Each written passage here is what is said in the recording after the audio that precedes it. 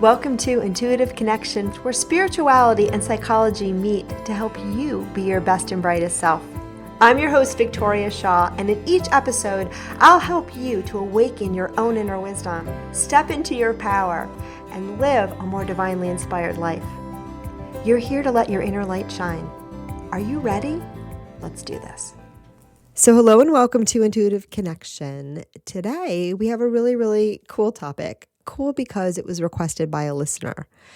And the thing about doing a podcast is, on the one hand, it's fun because I just get to kind of tune in and see what wants to come through and share. And, it feels very free when you can kind of do it anytime and in any place. And, well, not anytime or any place, but usually anytime and usually in this place where my equipment is all set up.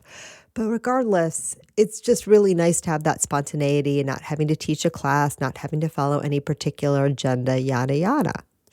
But I think sometimes the sad part about doing a podcast, and it's really joyful for me. So sad is maybe a strong word, but the part that sometimes feels like it's a little missing is the listeners, right? Because when I'm teaching a class or giving a Facebook Live or something along those lines, we're in it together, and I can see that, and I can see people's responses, and I can hear their questions right away, and I can answer those questions, and there's just, that great energy of interaction. When I do a podcast, particularly a solo episode, right, then it's just up to me to sort of put it out there, and, I can feel your energy, friends, even if, we're not in the same zone, in the same room, or in the same Zoom. But it's a different experience, right? Because at least my small mind is not hearing you. Sometimes I really do believe that I do reach out intuitively and connect with so many of you. And I hope you feel that way too. And I hope it feels like a good thing. So anyway, I love hearing from you guys. And I love that I get to answer a question. And the question that I got was, what's your story? And how come you've never shared your story on the podcast? And it's a kind of funny question because I actually think I talk about myself all the time on this podcast. So yeah, if you've listened to all the episodes, you probably can piece together quite a bit of my story. And of course, what is our story anyway, right? It's how we choose to talk about our lives and the story that we choose to tell. And I know for me, the way that I frame my quote unquote story changes all the time based on my perspective and my current level of awareness. But anyhow, I took away from that question. I got the question maybe about a month ago, and I've been mulling it over. And tonight, as I was chopping the vegetables for my salad, it occurred to me that a really good take on that particular question that I think a lot of people are curious about is, Victoria, how did you awaken your intuition? And how did you go from being this Ivy League trained psychologist / overwhelmed mother, because that's where I was at the beginning of my journey, to somebody who, talks to spirit guides for a living? So I thought I would talk a little bit about that, and not so much about like the personal story, but we can get to that maybe in another episode. But really that journey that I took towards awakening my intuition. And I think that's something I've talked about a lot on other people's podcasts when I've guested, but I don't think I've talked about it so much here. All right. So today I'm going to talk a little bit about my story and how I came to be someone who, connects with my intuition on a regular basis, both for personal joy and enlightenment, and also for the thing that, gets my bills paid. And I'm also going to share that when I share my story, and I think this is important when anyone shares their story, remember, we're all really unique. And so just like anything that I share on the show, you always want to take away what resonates with you. And when we hear other people's experiences or stories, some of them are really going to be like, oh my gosh, that really resonates. That sounds like me. And other things are not going to fit at all. So be aware of that, because I teach what I teach and I share what I share. And I trust that the people that are drawn to me are the ones that are most likely to, really benefit and vibe with the words and the perspective that I share, or the way that I share things, right? Because that's usually how it goes. But again, you're always in the driver's seat to see what resonates with you and to apply everything uniquely to your own lens and your own experience. Okay? Because there's not one way to do this. But anyhow, I'm sure, or I'm not sure, but I think maybe you'll get something out of this experience, and I get to answer our listeners' questions. So yay. So my story in terms of awakening my intuition comes from a period of time where I was always really connected with my intuition. So that's one thing I know. I know throughout my whole life, there were a couple things that I knew about myself, but I didn't really know why they were or what they were called. I knew, for example, that I was very, very, very, very in tune with other people's feelings and emotions. And I knew that I could feel what people around me were feeling. I didn't know what it was called.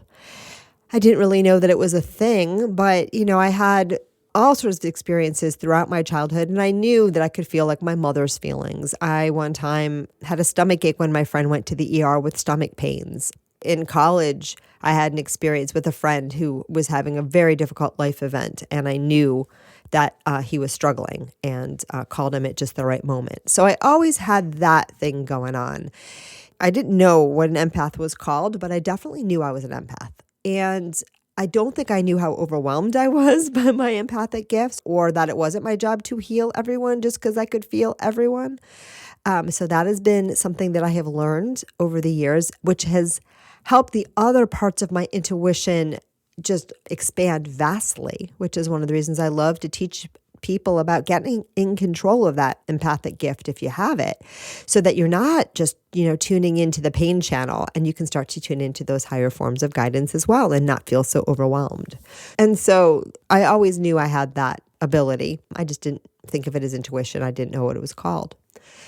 The other thing that I had as a child, going back as far as I can remember, is I would talk to my special friends, and sometimes it'd be in the form of my stuffed animals, but oftentimes it was trees and rocks and places in my neighborhood that I just felt like they were my friends. They were my special friends. And I look back now, and I'm pretty darn sure that that was my way as a child of connecting with my spirit guides.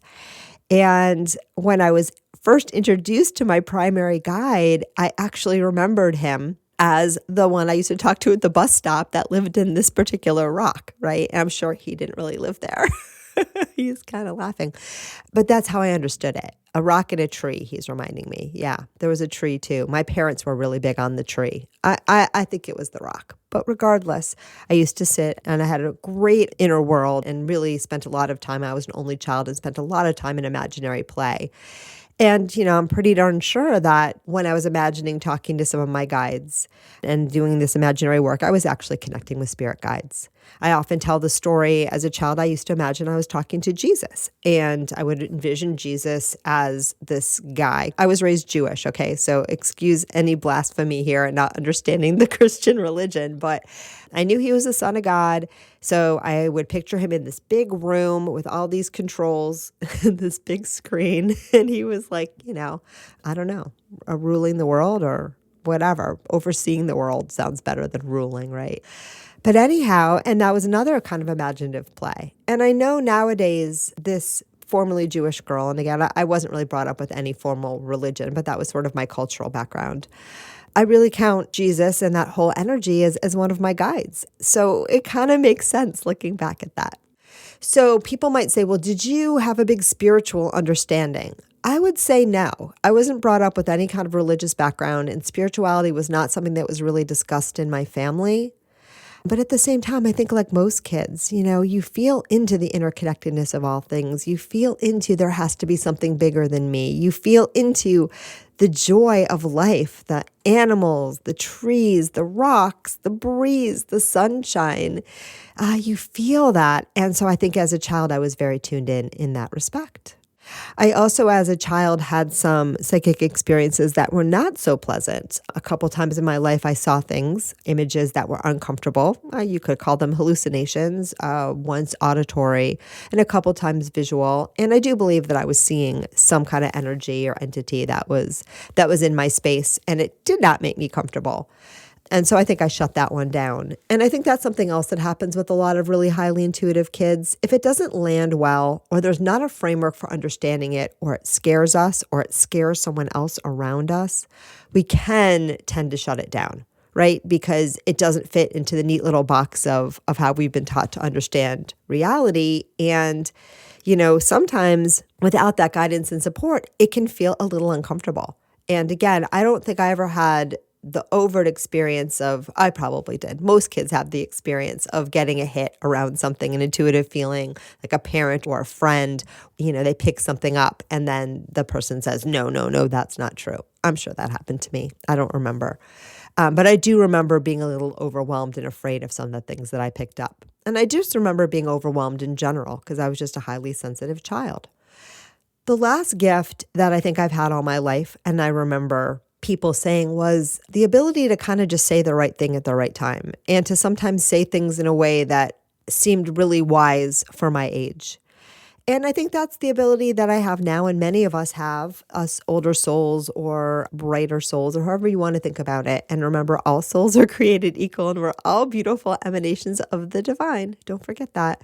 But those of us that are maybe more on the light worker path, or whatever you want to call it, I would just always naturally kind of tune in and just share wisdom about things. And I just seemed to know things that, I didn't know how I knew them, but I knew them. And I think I knew things about the world too, and the psychic world and the spirit world as well. I remember my mother was sort of into going to psychics.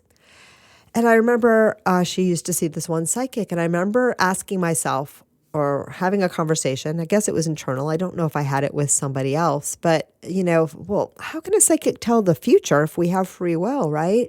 And suddenly the answer was very clear to me that someone who has the gift of precognition is just tuning into the most likely probable future, based on how things are flowing now. And it made perfect sense to me. And it still makes perfect sense to me. But again, I think that was my intuition and my connection to that broader understanding. And friends, the way I understand intuition, and this I know I have said on the show, but I'll say it again, it can border on psychic gifts for sure. And it's really fun and exciting when it does. But really, our intuition is just our connection to our higher self, to our soul, to our spiritual knowing. And it's that inner GPS that guides us. Whatever your mission, purpose, and task in life is, your intuition is getting you there. And, sometimes that will be giving guidance to other people. Sometimes that will be, going right instead of going left. Sometimes that will be finding yourself meeting a particular person, right? We get guidance on all aspects of our path. Sometimes that's if you're a shoemaker, coming up with a really cool innovation in how we make shoes, right? It's really infinite the way that our soul communicates with us and the way that we can use our intuition to be, more of a vessel, a conduit for expressing the full range of what our soul would like to express here on earth. And to me, that's what intuition is about. It's about facilitating that divine connection more and more and more.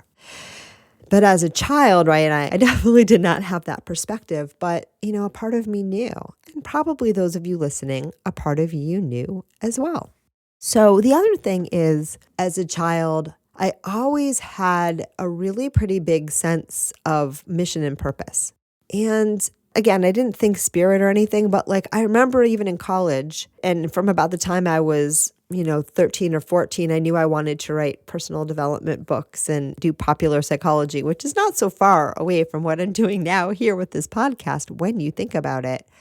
But also everything I studied in college, everything just seemed to have a theme and it all seemed to fit together. And I remember wanting to design my own major in college and going to a professor. I may have talked about this before on the show, but I'm going to talk about it again. I went to my professor and I said, I want to design my own major and here are all the elements that I want. And I said, I'd like to do psychology because that was my first love, and philosophy, and maybe a little bit of Eastern religions, which I hadn't really studied, but that whole Eastern thought really appealed to me. And then education, because I know that I love to teach. And he kind of looked at me and he kind of said well, that's kind of all over the place. And I think maybe you should just be a psych major since you've already fulfilled those requirements. And hey, if you want to pick up a second major in philosophy, I'm happy to sponsor you. And that's what I ended up doing. But when I look back, all of those things that I wanted to put together are kind of what I'm doing now. It was sort of like my best approach or my best, way to kind of fit that global dream that I had into the confines of what college was offering at the time. So I always think back about that too. And think even then I was hearing my highest guidance and I was following it. And I felt it was so important for me to have that overarching sense of purpose. But the world wasn't quite ready to mold itself to what I wanted to do. And so I gave a lot of that up. And by the time, and some of you know the story, after graduate school, I got my PhD in psychology, and I got to the end of that journey and my passion was gone. All the love that I had for these big questions, like what is consciousness and understanding, what makes people tick and how we interact with the world and how we reason about things and really just, who we are and how we understand and interact with our world and what's the relationship between your body and your mind and your brain and your spirit. And the spirit was not a word that was in my vernacular, but, it was trying to get in there. It was trying so hard. And I got to the end of my academic journey and I realized my passion was gone. And there's nothing wrong with science or being an academic. And, I know people that took that all the way and have done amazing things. Our guest, Chris Niebauer, and you can check out his episode, a neuropsychologist who kind of lived out what I thought I was going to do. And he's done amazing work and had an amazing impact on the world while also, being a neuropsychology professor. But for me, something just, it was gone. Something was missing and I didn't know what it was, but I just knew that, I was not going to find it here. And so I left academia and I took some time to raise my family and start my family and do some writing and do some things. But during that period of time, I knew there was something I was supposed to be doing. Like I knew it. Again, that sense of purpose never went away, but I just didn't know what it was. And I tried some things, like I wrote some books. That was really fun, but nothing really stuck. Nothing really landed. And, at the same time, my kids were struggling. I was struggling to be the best parent I could be. I had a lot of baggage from my own childhood that was getting in the way. And I didn't really like how I was showing up as a parent. I didn't think I was doing my best work.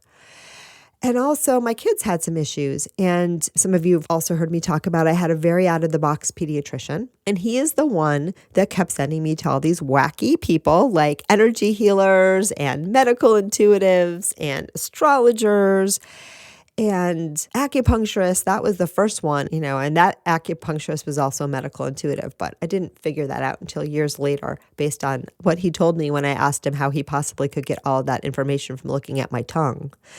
But anyhow, these things were all really out of the box for me. But what I was finding was they worked.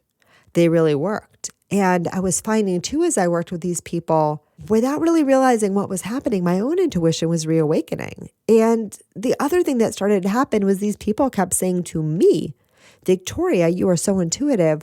What are you going to do with this? And that message got really, really loud out of a lot of different mouths. It became a chorus. And it was at that moment that I really recognized, and maybe not at that moment, maybe it took the chorus to get really, really, really loud and really strong, as it often does when we are looking at these kind of big earth-shattering changes in the whole way that we view ourselves and our reality. But anyhow, eventually I just started to listen. And the moment I did, the moment I made that intention, the moment I signed up for that first intuition development class, everything about my life started to change. And it started to change really, really rapidly. So when I teach now, I really like to teach about the power of intention. Because for me, it was that moment that I sort of said, hey, universe, without realizing it, because I didn't believe in the law of attraction and it scared me a little when I heard about it. And you guys know that from other episodes as well. So I won't go into that part of the story there. But yeah, I didn't really understand it at the time, but it was a call to the universe. It was a call to my higher self. It was telling my guides, okay, I'm ready. Let's do this. And, that's how intention works. The second part of my story that I think is really relevant is listening. I started listening to the whispers. They were there for so long. And finally I was like, okay, show me, tell me I'm ready. And again, when we do that, when we align with that, when we start to make the agreement to listen and listen and listen more, it blossoms very effortlessly and very quickly. And that's how it was for me. Now I hear some of you saying, where's the work in this? Where's all the stuff that you had to do? You teach about intuition development. What is all that about? Did it just happen? Well, yes and no. A lot of it did happen. So for me, a lot of it was setting the intention. And as soon as I started taking the class, meditating, stilling my mind even a little bit, connecting a little bit more energetically, gifts just kind of started popping out right and left. And when I say gifts, please be aware, I proudly refer to my intuitive gifts. And I proudly refer to them because we all got them. And I'm proud of the ones that I bring to the table. But we all have intuitive gifts. Everybody has gifts that their spirit and their soul is here to express, and we're all unique. So when I talk about my gift, I don't mean it's something that, well, I do mean my unique gifts are mine and they're unique to me. And you may have similar flavors, right? But we all express our own divinity in our own unique way because that's just the name of the game. We are all unique expressions of the one divine source. Right? So when I talk about my gifts, that's what I'm talking about. I'm not talking about a gift that one person in a generation has and that you don't have, and you have to come to me because I'm the gifted one. That is not what I mean. But I am proud of the way that, the gifts that I have, the tools and skills that my soul wants to share. And I love my work and I love what I do. And I love just watching it develop and grow. And I also, this is a true story, love learning about what other people's special sauce is and helping them tap into that, right? Or watching those gifts unfold, because sometimes I don't have to do anything other than just be a witness, So it's wonderful. It's a beautiful thing. So for me, a lot of it was that. A lot of it was like just learning, watching, and opening that channel and opening my idea to the possibility that this could be a thing, and discovering that a lot of what I've been doing all along was my intuition. And once I identified it and once I agreed to work with it even more, it got even stronger. The second thing that I did, and this was pivotal in my learning and growth and pivotal in my awakening my intuition, and one of the reasons why I became a counselor as opposed to anything else, just one of the reasons, I'll tell you that part of the story in a minute, was that a lot of the work that I did was about undoing and clearing and healing a lot of that childhood gunk that most of us have, and I had a lot of it. So a lot of that conditioning, a lot of the, early traumas and wounding and bruising and whatever you want to call. And I want to be careful about those words because it can kind of bring the energy of the conversation down, because a lot of times we identify then with the wounded part of ourselves, and that's not really who you are at all, right? Those are just the masculine layers that you've accumulated being here on earth, right? That are just, making it a little bit harder for you to shine your light. And so it's dust, man. It's just dust. And it's really about, the two ways to get rid of the dust are shine your light brighter and occasionally, get a hose. And so I did both of those things. I kept working on raising the vibe, but I also, got out the hose and really started to clean things off and started to release what didn't need to be there anymore. And really, in so doing, got a really better, stronger, firmer connection with my true essence, with my true self, and allowed more of that to come in. And that to me is what healing really is. It's where we kind of get all the gunk out of the way, and more we bring in our own true light and essence into this physical incarnation and express that more and more.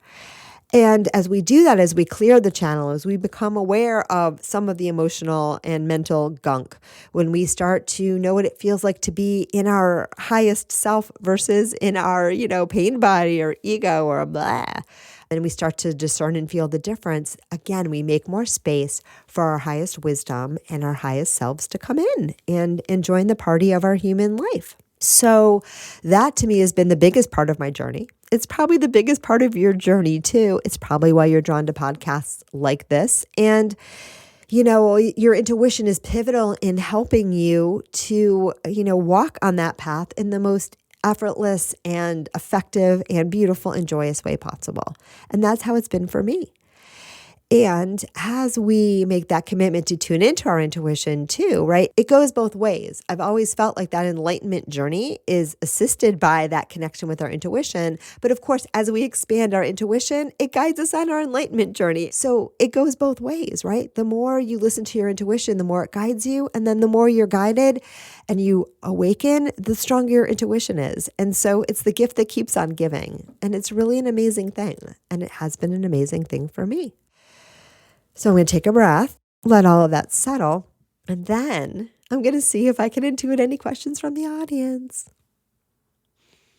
So the first question that comes through is, all right, you're making this sound really easy, or maybe not. But I sometimes find it really, really hard. And I find it really hard to know, how do you know what's your intuition?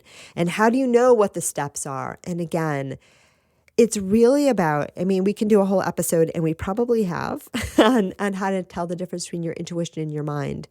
But for me, learning to make that distinction, first of all, a part of me always knew.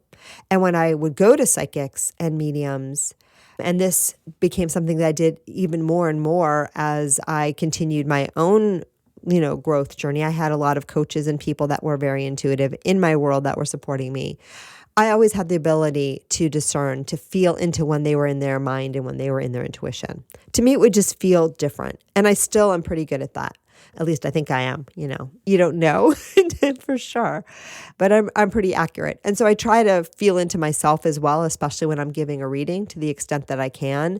But the energy, to me, it's a kinesthetic thing, and it feels different. It just feels different. Usually the feeling of intuition is very expansive. It's very joyous. It's very clear. It's very calm. And usually when I'm in my mind or someone's in their mind, there's just a sense that they're in their stories. And I always say when I'm giving a reading, if I start saying something that's sort of part of my shtick and something that I say a lot, I will always tune back in, not always, but I try to usually tune back in, feel the energy, right? And then see if that is coming through from my intuition. And usually it is, but it's always good to double check. So for me, it's a kinesthetic sense of what's my intuition and what's not. But I will answer the second part of that question. And that is that, part of the way that I developed my intuition was through practice. Through practicing and through, it's trial and error. It's really trial and error. And I took my first class probably in 2007. And I saw my first paying client in 2010, and my first non-paying clients in the fall or late summer of 2009. So about 2.5 years in, and I got the go-ahead from one of my teachers to start seeing clients professionally in the spring of 2009, but it took me about 6 months to get together to listen to her and actually start doing it. So 3 years really from the time that we moved to Connecticut, and then things happened very rapidly for me once I got out of the noise of New York City, which was very overwhelming, which is another part of my story, but you don't necessarily have to move to awaken your intuition. Anyway, so I've been practicing for money since 2010, but even in that first year, right, even from those first practice sessions that I did with people in early 2009 to the classes that I took to the very first clients I had in that first year of practicing, I have clients that still contact me all the way back from who have been clients since 2010, and they still call now and again. So some people have been on this journey with me the whole time, but there's a big difference between the way I was practicing and the way my gifts came through in 2010 than the way they do in 2022. And I would say I'm clearer now. Definitely, I've had, at least another 12 awakenings in this body since then, because I seem to be on an accelerated growth path, at least up until now. So there's been a lot of changes. And I say every couple of years, maybe I'm a different person, and sometimes every couple of months. But so a lot of it was just trial and error and learning by doing. And it'll be the same for you. We learn as we go. That is how the earth journey works. And so that was definitely a big aspect for me. But I think the major elements for me were that intention setting, that cooperation, that really being clear with myself. I think that, a big part too of getting clear is letting go of the ego. At first, I used to really want to be right, which makes sense. You really want to get it right. Over the years, I learned I don't need to worry about getting it right. It's nice. And, I am pretty accurate, by the way, but I don't hang my hat on being right or wrong. I just want to be the conduit for the highest guidance that needs to come through. And I wanted to be helpful for my clients. And over the years, when I've surrendered to that intention, I think I've actually gotten clearer as an intuitive, but also, right, I've really aligned more with my purpose and mission. And that's what's really important too. And that's what I teach. Because when I teach intuition development, I don't necessarily teach people how to be psychic, though there are people that do that. And if you're drawn to that, go have fun. And it can happen. Because intuition and psychic gifts are kind of like, it's all extrasensory knowing. But I'm not all about parlor tricks, even though they're fun, and it's fun when really cool things happen. The other day I was giving a session to somebody and a deceased loved one had come through, and I started doodling a picture to explain something, and my doodle was a penis. Yes, true story. I think I can say that in a G-rated podcast. And I was horrified, and, she cracked up because she was like, oh, that's him. That's his personality, that he would so love, those kind of jokes. He loved penis jokes. So it was very validating to her.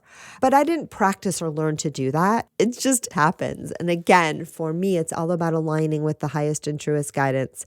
It's fun when stuff like that happens. The ego likes it too, but it's not about that. And so, a big part of my journey has been learning that the more I let go of how I think it's supposed to be, the more I let go of really getting in the way at all and just saying, I want to be a servant, a conduit of the divine. And I want to use this vessel and hone this vessel to the best of her abilities and use all the tools and gifts that Victoria Shaw, the personality, has. And I want her to fully cooperate to the best of her ability with, our highest and truest self. You see, that's when the party gets really, truly exciting. So I've been talking now for a while. This by no means exhausts all aspects of the story, but, I hope that you'll find something in here in my little life journey and journey to awakening my intuition that maybe resonates with you. And if there's more questions that you have about the personal stuff, send me an email, let me know, ask in the Facebook group, because I'm not shy about sharing. I'm really careful. I don't think I've shared this on the show before, but I'm careful about sharing personal experiences with other people in my world, my parents, my children, my spouse, only because, they have their own perspective and I love them all very much. And, mine is just mine and they're all still in bodies and I want to be respectful. So I don't typically go there. But anything else is fair game. And I'm always really happy to share those aspects of my story to the extent that they resonate with you, right? But remember too, we're all unique. And we all bring to this world our own beautiful, unique perspective. And that perspective, whether it's mostly ego or really, really, really, really aligned or anywhere in between, that perspective is actually exactly where you're meant to be and exactly the gold, really, truly the gold that you bring to this human experience.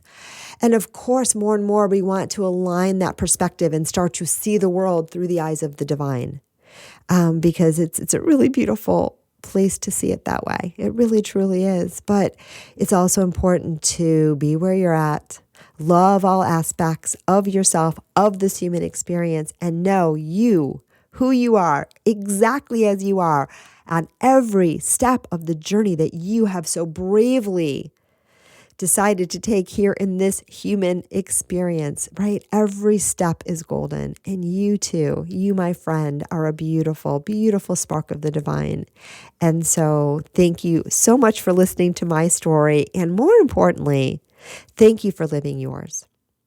And that is all that I have to share today. Thanks, as always, for tuning in. I love, love, love, love, love to hear from you all. I love to be able to do this. And I'm going to stop talking now, and namaste.